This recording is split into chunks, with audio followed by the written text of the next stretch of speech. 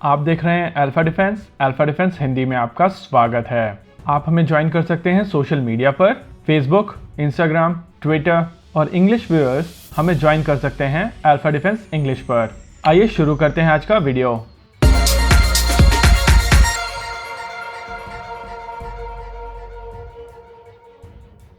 आज के इस वीडियो में हम लोग बात करेंगे ध्रुवास्त्र के बारे में और समझने की कोशिश करेंगे कि ये एयर टू सरफेस मिसाइल कितनी खास है और इसको कहाँ यूज़ किया जाएगा। ये मिसाइल हेलिना का एडवांस वर्जन है। हेलिना का अर्थ है हेलीकॉप्टर लॉन्च नाग मिसाइल और इस मिसाइल में हेलिना बेस वेरिएंट की कंपैरिजन में इम्प्रूव प्रपल्शन और सीकर सिस्टम है। हेलिना मिसाइल के बेस वेरिएंट की रेंज 7 किलोमीटर से लेकर 10 किलोमीटर तक है। वहीं बताया जा रहा है कि इस मिसाइल की रेंज भी 7 किलोमीटर से ज़्यादा है। इस मिसाइल को ये जो नया नाम दिया गया है ध्रुवास्त्र, इसको लेकर हम लोग वीडियो में बाद में बात करेंगे। उससे पहले समझ लेते हैं नाग मिसाइल के कितने वेरिएंट्स इस समय डेवलप हो चुके हैं या अंडर डेवलपमेंट हैं। सबसे पहला वेरिएंट है नाग एंटी टैंक गाइडेड मिसाइल। ये लैंड अटैक मिसाइल है और इस मिसाइल को आमतौर पर एक लॉन्चर से लॉन्च किया जाता है। इस मिसाइल की रेंज है 4 किलोमीटर तक की।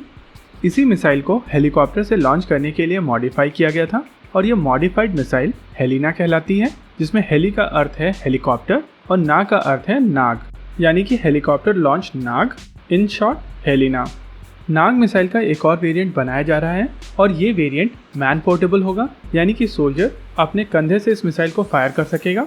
ये मिसाइल काफ़ी हल्की होगी। इसका वजन होगा 14.5 किलो और रेंज होगी 2.5 किलोमीटर। नाग का जो अगला वेरिएंट है उसमें एक्टिव रडार होमिंग का प्रयोग किया जाता है। इस मिसाइल के नोज कोन में 1 मिलीमीटर वेव रेडार होगा और ये रेडार इस मिसाइल को गाइडेंस प्रोवाइड करेगा, जिसके कारण इस मिसाइल को IR सीकर और IIR सीकर से मिलने वाली रेंज से ज़्यादा रेंज मिलेगी। माना जा रहा है कि इस मिसाइल की रेंज 15 से 20 किलोमीटर तक की होगी। ये सारी की सारी मिसाइल 3rd जनरेशन की मिसाइल होंगी। इन मिसाइल्स के बारे में ज़्यादा जानने से पहले आइए समझ लेते हैं एंटी टैंक गाइडेड मिसाइल्स की जनरेशन्स को। पहली जनरेशन की एंटी टैंक गाइडेड मिसाइल्स को एक लॉन्चर के माध्यम से लॉन्च किया जाता था और लॉन्च करने के बाद में इस मिसाइल को मैन्युअली कमांड देकर कंट्रोल किया जाता था। इस मिसाइल के पीछे एक वायर कनेक्टेड होता था और इस वायर के माध्यम से इस मिसाइल को कमांड दी जाती थी। इस तरीके की मिसाइल्स को मैक्लोस कहा जाता था, यानी कि manual command line of site missile. इस मिसाइल को कंट्रोल करने के लिए ऑपरेटर एक जॉयस्टिक का प्रयोग करता था और इस जॉयस्टिक के माध्यम से इस मिसाइल को पूरी तरीके से कंट्रोल किया जा सकता था, लेकिन इसके लिए एक बहुत ज़्यादा स्किल वाला ऑपरेटर चाहिए होता था और एक ऑपरेटर के लिए ये एक बहुत ही ज़्यादा मुश्किल काम होता था। वहीं अगर बात की जाए 2nd generation anti tank guided missiles की, तो इसमें इस कमी को दूर किया गया था। इस जनरेशन की मिसाइल सिस्टम्स में सेमी ऑटोमेटिक मोड का प्रयोग किया गया था।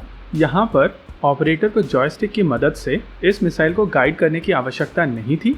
इस तरीके की मिसाइल सिस्टम में कुछ इस प्रकार के गाइडेंस सिस्टम लगे होते थे, जिनके माध्यम से केवल ऑपरेटर को टारगेट को देखना पड़ता था और मिसाइल अपने आप उसी पे जाकर लगती थी, लेकिन ऑपरेटर को पूरे समय टारगेट को देखना पड़ता था। इस तरीके के गाइडेंस सिस्टम को कहा जाता था सैकलॉस, जिसका मतलब है semi automatic command guided line of site missile.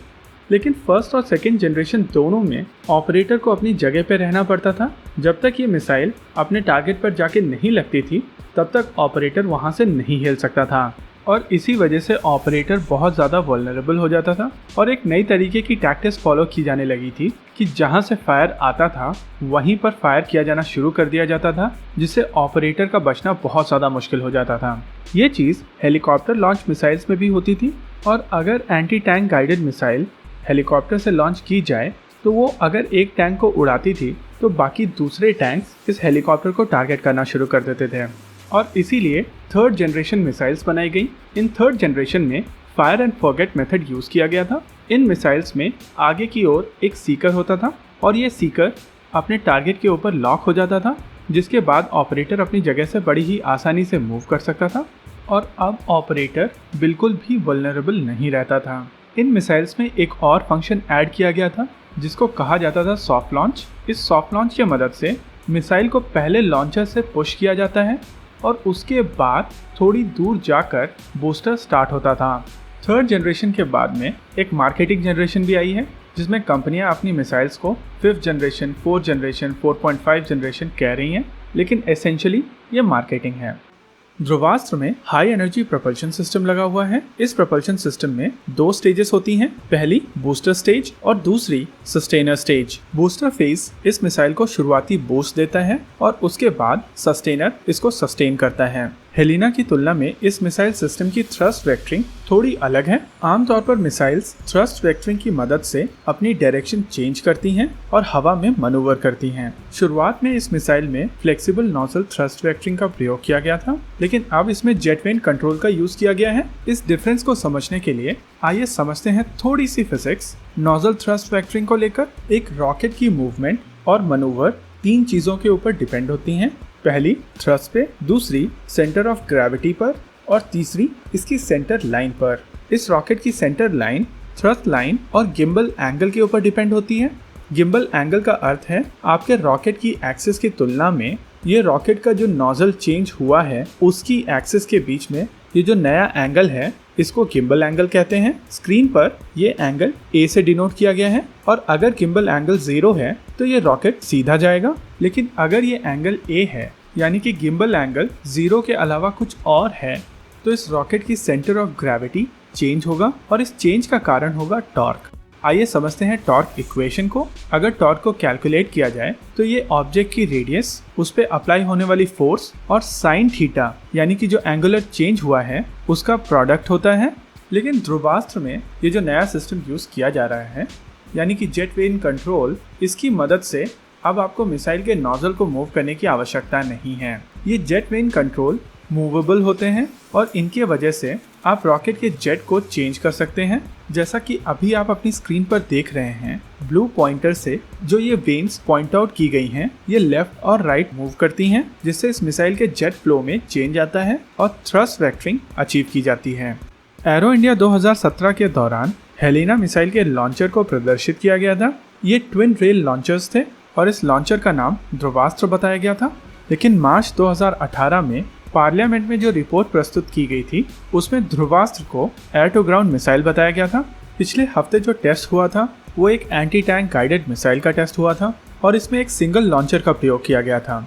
उस हिसाब से ये कहना मुश्किल होगा कि test Dhruvastra as a launcher का हुआ था या फिर Dhruvastra as a air to ground missile का हुआ था। फिलहाल इस चीज को कंफर्म नहीं किया जा सकता कि क्या इस मिसाइल का नाम ध्रुवास्त्र है या लॉन्चर का नाम ध्रुवास्त्र है। इस चीज के लिए हमें वेट करना पड़ेगा जब DRDO ऑफिशियल्स इस चीज को क्लियर करेंगे। लेकिन हेलिना की तुलना में इस मिसाइल में नया सीकर लगाया गया है। लेकिन पिछली बार जब नाग मिसाइल में नया सीकर लगाया गया था तो उसके प्रोडक्शन वेरिएंट का नाम बदल के प्रॉस्पिना कर दिया गया था। इस मिसाइल में यूज किया जाने वाला नया सीकर इमेज इंफ्रारेड सीकर है और पुराने लेगेसी इंफ्रारेड सीकर की तुलना में इस सीकर की एक्यूरेसी काफ़ी ज़्यादा है। ये एक तरीके का स्पेशलाइज्ड थर्मल इमेजिंग कैमरा होता है जिसमें फोकल पैनल एरेज का प्रयोग किया जाता है। ये एरेज मिड और लॉन्ग वेवलेंथ वाले इंफ्रारेड रेज को इमेज में कन्वर्ट करते हैं और जिस तरीके से आपके डिजिटल कैमराज में फोकल पैनल एरेज होते हैं जैसे कि 160x120 पिक्सल, 320x240 पिक्सल और आजकल के लेटेस्ट 1280x1024 पिक्सल्स। फिलहाल इस सिस्टम में जो सीकर यूज किया जाता है उसमें कूलेंट का प्रयोग किया जाता है, लेकिन आने वाले समय में इन सीकर्स में माइक्रोबोलोमीटर का प्रयोग किया जाएगा जिसके बाद इनमें कूलेंट की आवश्यकता नहीं होगी।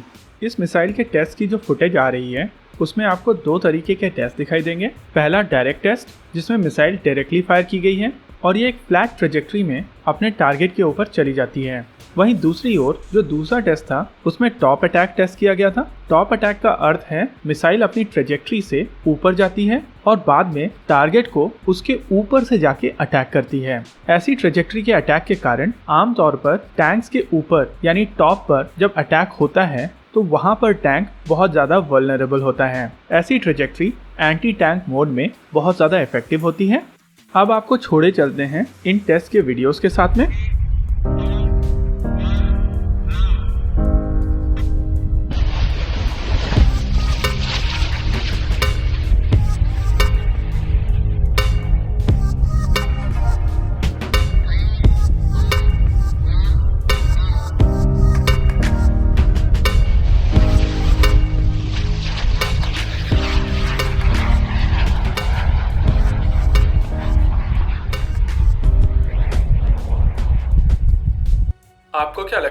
बताइए हमें कमेंट सेक्शन में।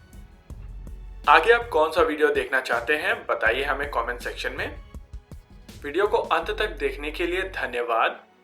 अगर ये वीडियो आपको पसंद आया हो तो इसको अपने दोस्तों के साथ जरूर शेयर करें, और अगर नहीं पसंद आया तो बताइए हमें कमेंट सेक्शन में आखिर क्यों। देखते रहिए अल्फा डिफेंस। धन्यवाद। जय हिंद।